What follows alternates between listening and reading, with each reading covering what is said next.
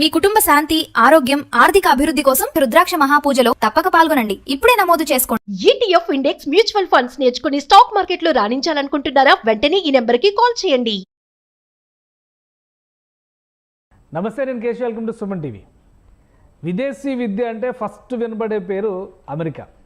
అమెరికాలో లక్షల మంది విద్యార్థులు మన వాళ్ళు చదువుకునేటువంటి పరిస్థితులు వస్తాయని ఎవరో కూడా కల్లో కూడా ఊహించి ఉండరు. కానీ గత 5-6 ఏళ్లుగా చూస్తే ఈ నంబర్ విపరీతంగా పెరిగింది. ఇప్పుడు డొనాల్డ్ ట్రంప్ గవర్నమెంట్ ఫామ్ అయిన తర్వాత మొదటి రోజు నుంచి జరుగుతున్నటువంటి చర్చ ఇమ్మిగ్రేషన్ పాలసీలపైనే జరుగుతుంది. అలానే క్యాంపస్లో పనిచేసేటువంటి చదువుకునేటువంటి విద్యార్థులు అసలు పనిచేసేటువంటి అవకాశమే లేదని తేల్చి చెప్పేస్తున్నారు. ఇది ఒక గడ్డు పరిస్థితి అమెరికా చరిత్రలో అని విశ్లేషిస్తున్న వారు కూడా ఉన్నారు. దీనివల్ల నిజంగా ఎలాంటి ప్రభావం పడుతుంది, అక్కడ ఆ స్థాయిలో చర్యలు తీసుకునేటువంటి వాతావరణం ఉందా లేదా విశ్లేషించేటువంటి ప్రయత్నం చేద్దాం. మనతో పాటు ప్రముఖ NRI అలానే అమెరికాలో సీనియర్ అటార్నీగా గుర్తింపు పొందినటువంటి కావేటి శ్రీనివాస్ గారు ఉన్నారు. కావేటి శ్రీనివాస్ గారు నమస్కారం. నమస్కారం సార్, ఏంటి అమెరికా అనేటువంటి ఒక డ్రీమ్ ఇక అది చెరిగిపోయినటువంటి కళ అనేటువంటి అభిప్రాయం వచ్చేస్తుంది. ఇమ్మిగ్రేషన్ విషయాల్లో కానీ, కొత్తగా తీసుకొచ్చినటువంటి పాలసీల విషయంలో కానీ, ముఖ్యంగా విద్యార్థులు వచ్చేటువంటి పరిస్థితి కూడా అమెరికాకి లేదు అనేటువంటి అభిప్రాయం వస్తుంది. ఒకవైపు ఇక్కడ సెంట్రల్ గవర్నమెంట్ ఏమో విదేశీ విద్యార్థులకి, విదేశాలకు వెళ్ళి చదువుకునే విద్యార్థులకి రాయితీలు ప్రకటిస్తుంది. ఇవాళ కేంద్ర ప్రభుత్వం బడ్జెట్లో కూడా పెట్టారు. కానీ అక్కడేమో రానేమో అంటున్నారు. ఏంటి వాస్తవం ఏంటి, అసలు ఏం జరుగుతుంది అమెరికాలో? ఇక్కడ మనం ఒకటి అర్థం చేసుకోవాలండి. ఇప్పుడు వీళ్ళు అమెరికాలో పెద్ద బిజినెస్ ఏంటంటే ఎడ్యుకేషన్ అనేది. అంటే లక్షలలో స్టూడెంట్స్కి వీసాలు ఇస్తారు, గతంలో ఇచ్చారు, ఇస్తారు కూడా. ఎందుకు వీళ్ళు ఎడ్యుకేషన్ ఒక వ్యాపారం లాగా చూస్తారని. కానీ ఇక్కడ ఏంటంటే మనం వీసా తీసుకొని వెళ్ళేటప్పుడు మనం కౌన్సిలేట్కి చూపించాలి మన దగ్గర కాలేజీ ఫీజులు ఉన్నాయి, లివింగ్ ఎక్స్పెన్సెస్ కూడా ఉన్నాయని మనం అందరం కూడా చూపిస్తామండి. అంటే ఈ విషయం మనం అందరం తెలుసుకోవాల్సిన విషయం. వాళ్ళకేం చెప్తామంటే మేము అక్కడికి వెళ్ళి చదువుకొని మాకు ఫీజులతో పాటు మాకు లివింగ్ ఎక్స్పెన్సెస్ కూడా ఉన్నాయి అని చెప్పి చూపిస్తామండి. చూపించినప్పుడు వాళ్ళు వీసా ఇస్తారు. USA కానీ, కెనడా కానీ, ఆస్ట్రేలియా, అన్ని యూరోపియన్ కంట్రీస్కి.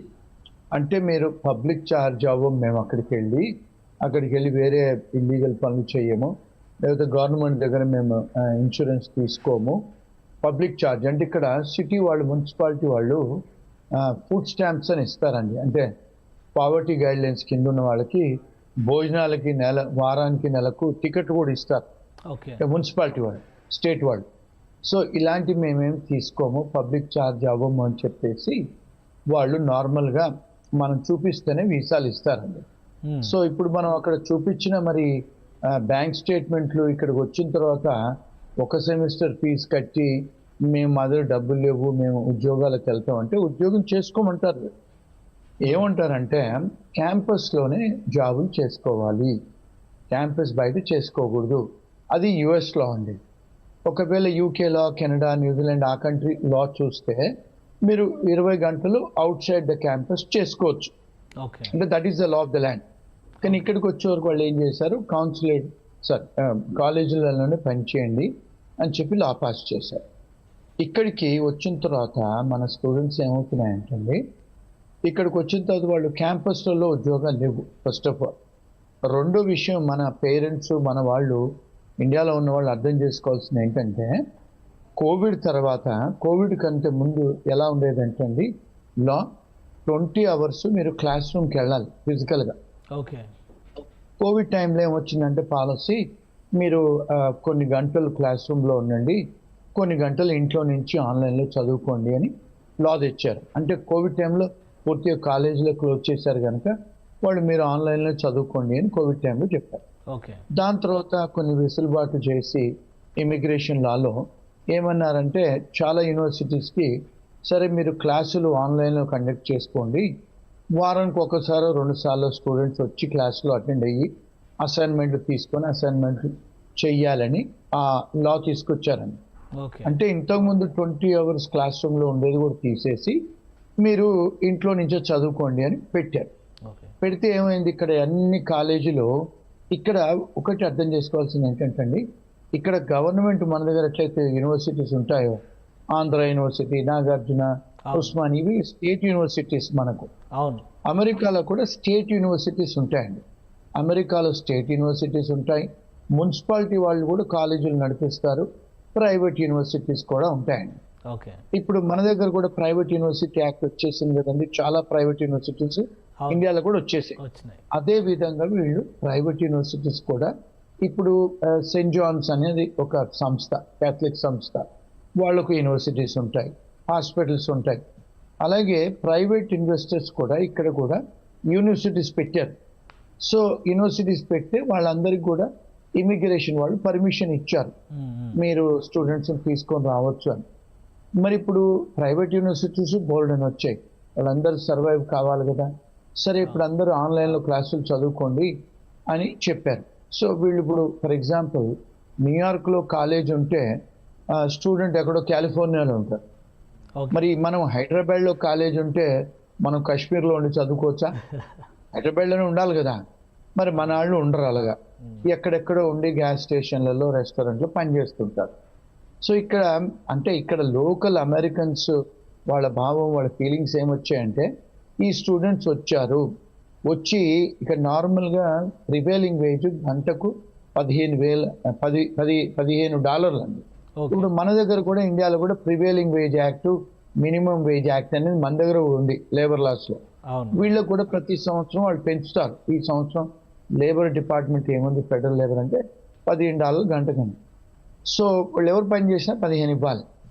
సో మన వాళ్ళు ఏం చేస్తున్నారు అంటే, స్టూడెంట్స్ వచ్చి వాళ్ళు అనుకునేది ఈ రెస్టారెంట్లలో, గ్యాస్ స్టేషన్లలో వీళ్ళు కాలేజీలో చదువుకోవాల్సింది పోయి, కాలేజీలలో జాబులు చేయాల్సింది పోయి బయట చేస్తున్నారు, ఈ ఉద్యోగాలు మాకు వచ్చే ఉద్యోగాలు పోతున్నాయి అనేది ఒక మూమెంట్, ఒక ఫీలింగ్ అనేది వచ్చింది, లోకల్ ఫీలింగ్. ఇప్పుడు ఎలాగైతే మన కేసీఆర్ గారు తెలంగాణ తీసుకురావడానికి ఆంధ్ర వాళ్ళు పోవాలి, ఆంధ్ర వాళ్ళు ఇది చేశారని ఎలాంటి నినాదం తెచ్చి పొలిటికల్గా సెంటిమెంట్ లేబట్టేసి చేసుకున్నాడు తెలంగాణని టీఆర్ఎస్ పార్టీ వాళ్ళు, అదే విధంగా ఇప్పుడు ట్రంప్ గారు కూడా మనకు Americans first, America manufacturing first అని ఒక నినాదంతో తీసుకొచ్చి రాజకీయాల్లో గెలిచారు. ఇప్పుడు థంపింగ్ మెజారిటీతో గెలిచారు వాళ్ళు, 2 హౌజ్లలో వాళ్ళ మెజారిటీ ఉందండి. సో ఇప్పుడు మరి అమెరికన్స్ కోసం తెచ్చాడు కదా, మన అమెరికన్స్ కు ముందు జాబులు రావాలి అని. సో దాని వల్ల ఏం చేశాడంటే, అదొక రీజన్. రెండోది ఏమైందంటే, ట్రంప్ గారు మొదటిసారి ఉన్నప్పుడు తను కొన్ని మార్పులు చేశారు, కానీ తన టర్మ్ అయిపోయిన తర్వాత మళ్ళీ బైడెన్ గారు వచ్చిన తర్వాత ఈ గేట్లన్నీ ఓపెన్ చేశారండి. తను ఉన్నప్పుడు ఏం చేశారంటే, ఇప్పుడు ఈ మెక్సికో నుంచి, సౌత్ అమెరికా నుంచి చాలా మంది బార్డర్ క్రాస్ చేసి వస్తారు. వాళ్ళందరినీ కూడా తను ఉన్నప్పుడు అరెస్ట్ చేయించాడు. ఆ చిన్నపిల్లలతో వస్తే కూడా చిన్నపిల్లల్ని సపరేట్ చేసి, తల్లిదండ్రులను సపరేట్ చేసి, చాలా మంది తల్లిదండ్రులను ఆయన పంపించేశాడు, అంటే పిల్లల్ని ఇక్కడ నుంచి. సో అది చాలా పెద్ద క్రిటిసిజం అయింది. అంటే అది ఒక రకంగా ఇల్లీగల్ ఇమిగ్రేషన్ కిందకి వస్తుంది కాబట్టి మనకు ఆ ప్రాబ్లం ఉండకపోవచ్చు కదా.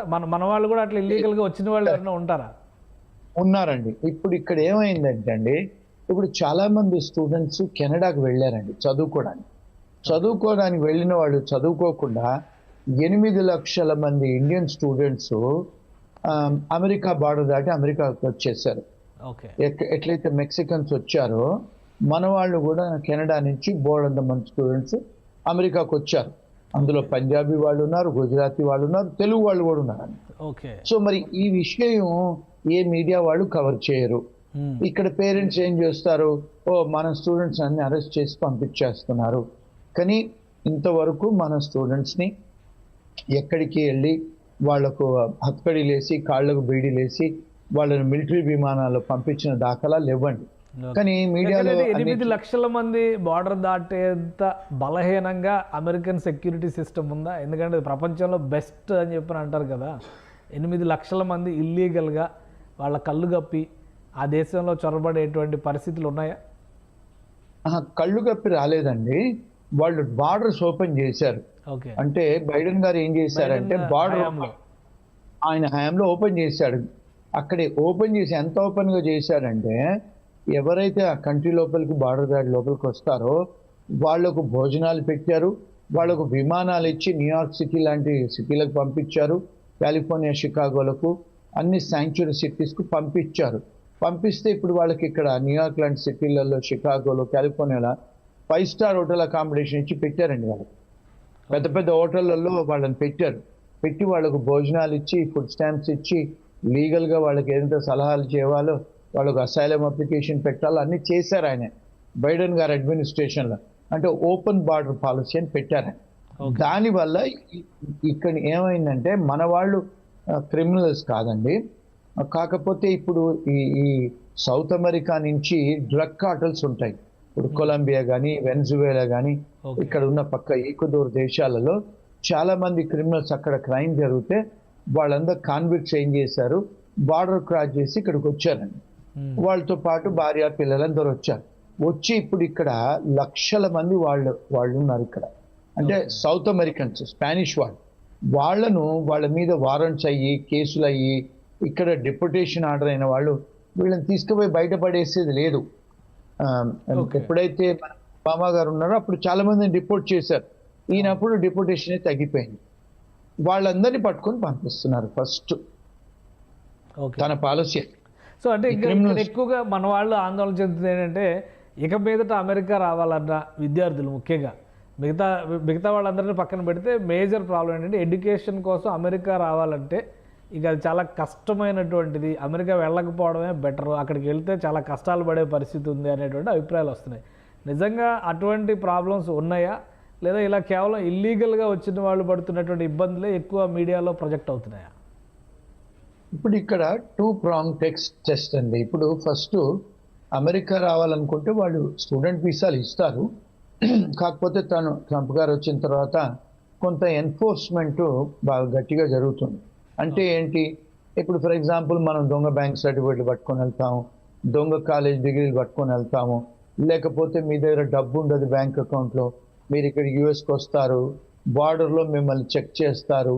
కొన్నిసార్లు మన వాళ్ళు అక్కడ వీసా రాగానే ఇక్కడ ఫ్రెండ్స్ దగ్గర నాకు ఉద్యోగం చూడు బాబాయ్ అన్నయ్య అని చెప్పి టెక్స్ట్ మెసేజ్లు పెడతారు, ఈ ఫేస్బుక్లలోకి వెళ్ళి గెలుపుతారు. ఇవన్నీ కూడా మన ఫోన్లలో ఉంటాయండి. వాళ్ళు బార్డర్లో వచ్చినప్పుడు ఇవన్నీ చెక్ చేస్తున్నారు. అంటే H1 వీసా వాళ్ళనే కానీ, లేకపోతే స్టూడెంట్ వీసాలే కానీ, ఈవెన్ విజిటర్ వీసాలను కూడా చెక్ చేస్తున్నారు. ఎందుకు, తన బైడెన్ అడ్మినిస్ట్రేషన్లో టాప్ లెవెల్ ఎన్ఫోర్స్మెంట్ చెయ్యాలని తను ఎగ్జిక్యూటివ్ ఆర్డర్స్ సంతకాలు పెట్టారు. మరి రాజు ఏం చెప్తే ప్రజలు అదే చేయాలి కదండి. సో వాళ్ళు సీరియస్గా ఎన్ఫోర్స్ చేస్తున్నారు.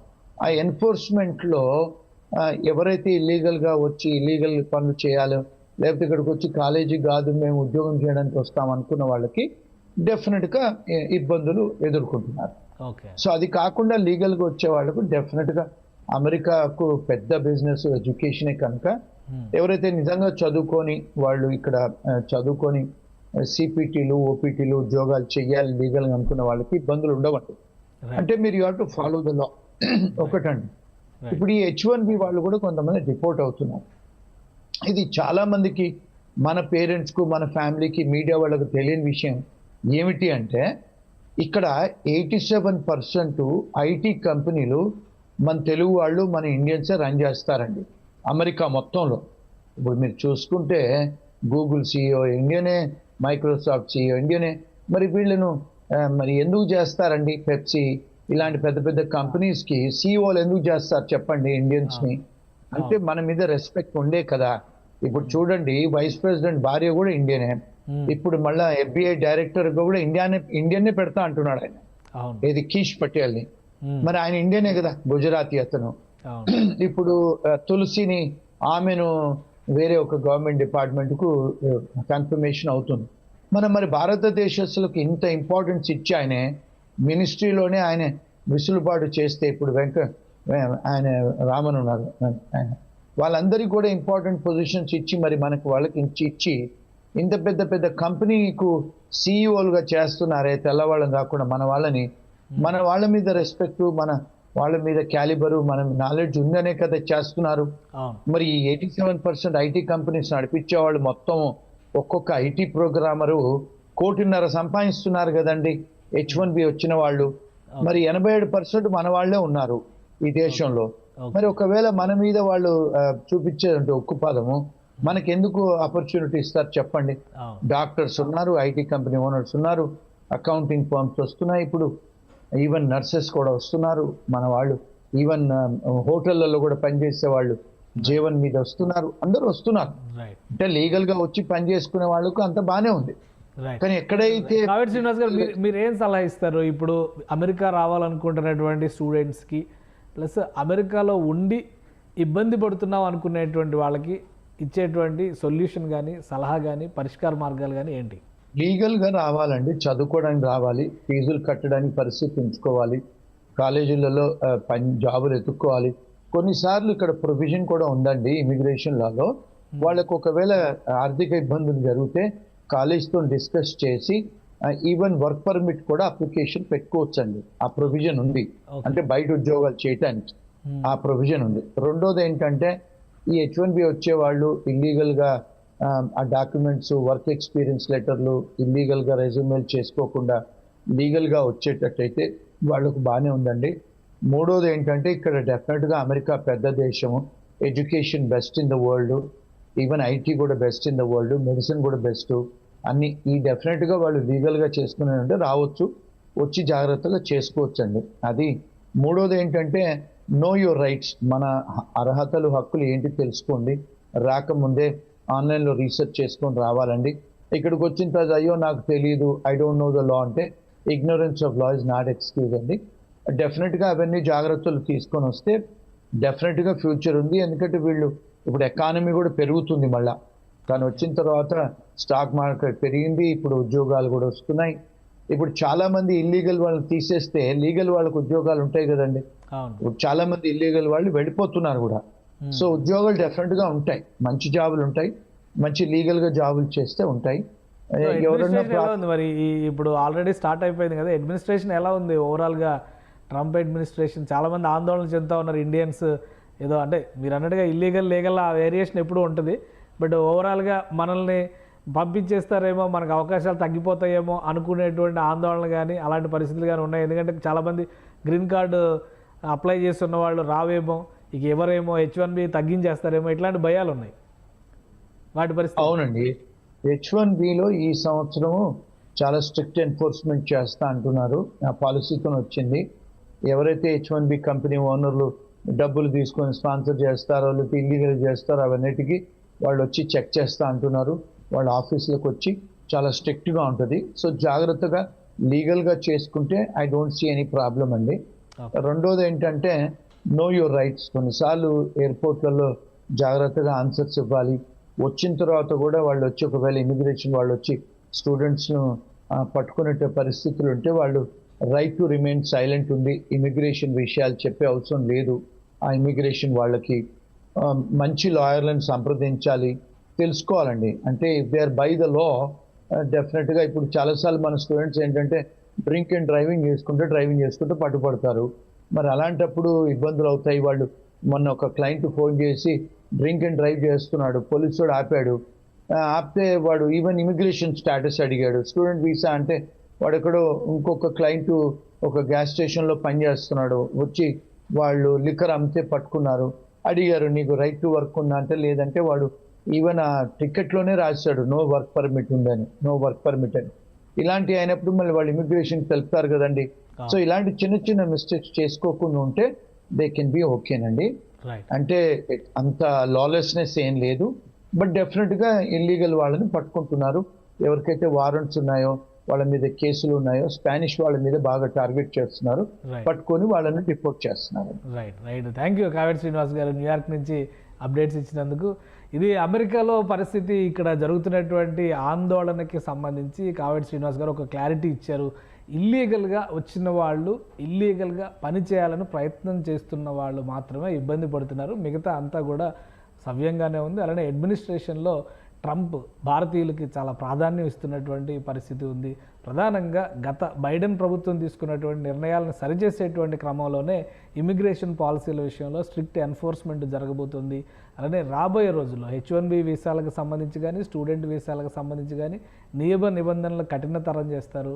అక్కడికి వెళ్లే ముందే నియమాలు, ల్యాండ్ లాస్ కూడా తెలుసుకుంటే ఎలాంటి సమస్యలు రావు, ఇగ్నోరెన్స్ అనేదాన్ని యాక్సెప్ట్ చేసేటువంటి పరిస్థితి ఉండదు అని హెచ్చరిస్తున్నారు. సో అమెరికాలో ఉన్నటువంటి తెలుగు వాళ్ళు అప్రమత్తంగా ఉండాలి, చట్టాల గురించి తెలుసుకోవాలి, అలానే వైలేషన్స్ విషయంలో జాగ్రత్త వహించాల్సినటువంటి అవసరం ఉంటుంది. ఇక అమెరికా వెళ్ళాలని ఆశించే వాళ్ళు ముఖ్యంగా ఫైనాన్షియల్ స్టేటస్ పైన ఫోకస్ పెట్టాలి. అక్కడికి వెళ్ళి ఏదో ఒక ఉద్యోగం చేసుకుందాం అనేటువంటి వాతావరణం ఉండకపోవచ్చు. క్యాంపస్లో దొరికేటువంటి జాబ్స్ మినహా మిగతా అవకాశాలు చాలా తక్కువగా ఉంటాయనే విషయాన్ని అర్థం చేసుకున్న తర్వాతే అమెరికా ప్రయాణానికి ప్రణాళిక వేసుకోవాల్సిన అవసరం ఉందని కావేటి శ్రీనివాస్ గారి మాటలను బట్టి అర్థమవుతుంది. ఇది స్పెషల్ డిస్కషన్. Keep watching.